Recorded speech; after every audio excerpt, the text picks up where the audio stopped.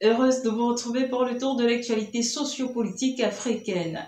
L'affaire Marguerite Niakhaté, ancienne ministre togolaise de la Défense, continue de faire grand bruit au Togo. Arrêtée la semaine dernière, cette ancienne ministre des Armées a été placée sous mandat de dépôt le vendredi 19 septembre 2025, selon un communiqué du procureur général de la République. Elle est poursuivie pour soulèvement contre l'autorité de l'État, publication de fausses nouvelles ou encore troubles aggravés à l'ordre public dans une affaire qui, si l'on en croit le parquet, concernerait le chanteur Amron, également arrêté avant d'être remis en liberté provisoire. Dans deux communiqués distants en date du 20 septembre, le procureur de la République togolaise Talaka Mawama révèle que Marguerite Niakhaté aurait commis des agissements réitérés constitutifs d'atteinte à la sûreté de l'État. Des soupçons confirmés par l'enquête préliminaire.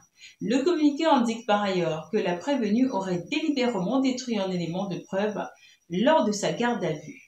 Je n'ai pas eu de nouvelles depuis son défèrement devant le juge vendredi, informe son conseil maître Elom Kofi. Dans l'attente d'une rencontre formelle et apaisée, il assure ne pas avoir connaissance d'éléments probants qui militeraient en faveur des infractions qui lui sont reprochées.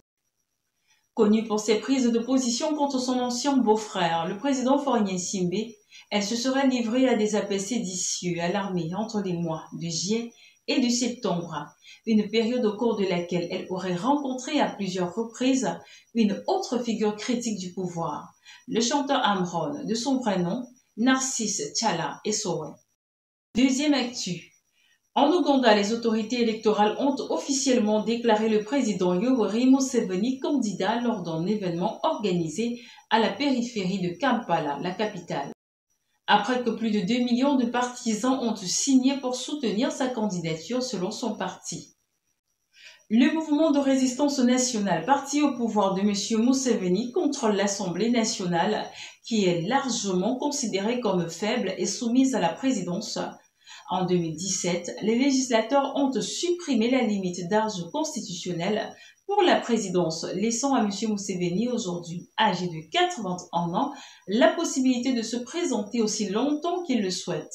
Après sa nomination officielle, M. Museveni a déclaré à ses partisans que son objectif était de convaincre le peuple ougandais de ce qui a été accompli dans le passé et de ce que nous prévoyons de faire maintenant. Attirer davantage d'investisseurs étrangers dans ce pays d'Afrique de l'Est est une priorité, a-t-il ajouté.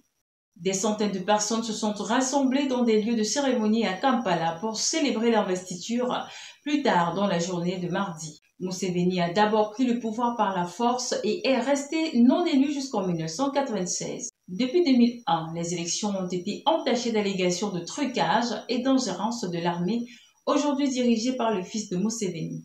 Le principal opposant politique de Museveni, Bobi Wine, est un artiste populaire dont le vrai nom est Kyagulanyi Ssentamu.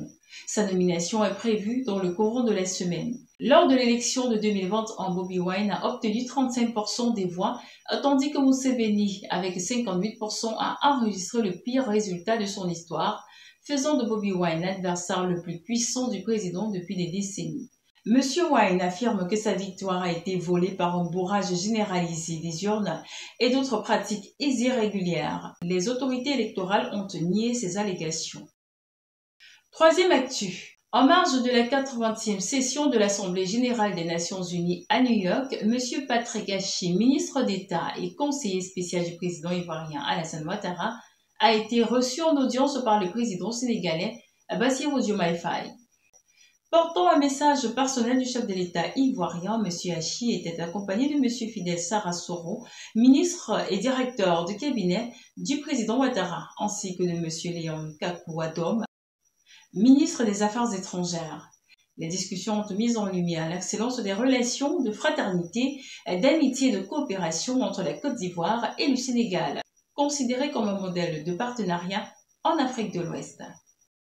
Quatrième et dernière actu.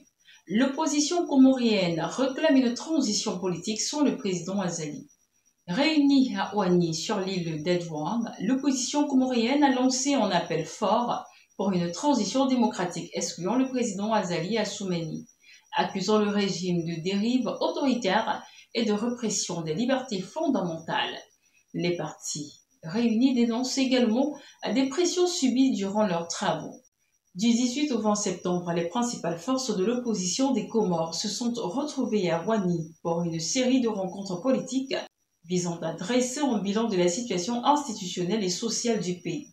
À l'issue de ces échanges, une déclaration commune a été adoptée, réclamant la fin du régime actuel, la mise en place d'une transition politique sans Azali Assoumani, ainsi que la libération immédiate de prisonniers politiques. Les partis d'opposition ont dénoncé un climat d'intimidation autour de leurs assises. D'après Daoudou Abdallah Mohamed, chef du parti Orange, plusieurs incidents auraient perturbé les travaux, en particulier lors de la restitution publique des conclusions. Nos tentatives de restitution ont été empêchées par des militants pro-gouvernementaux sous le regard passif des forces de l'ordre déployées dans la ville, a-t-il déclaré. Ces accusations visent directement les partis de la Convention pour le renouveau des Comores, parti au pouvoir.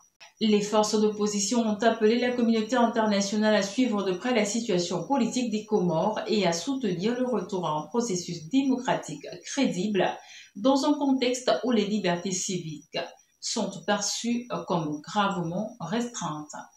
Fin de cette édition d'information. Merci de l'avoir suivi. Abonnez-vous à la chaîne si ce n'est pas encore le cas. Activez la cloche de notification pour recevoir d'autres vidéos comme celle-ci. N'oubliez surtout pas de visiter notre site d'information www.fileradar. Filet Radar, bien informer et faire découvrir.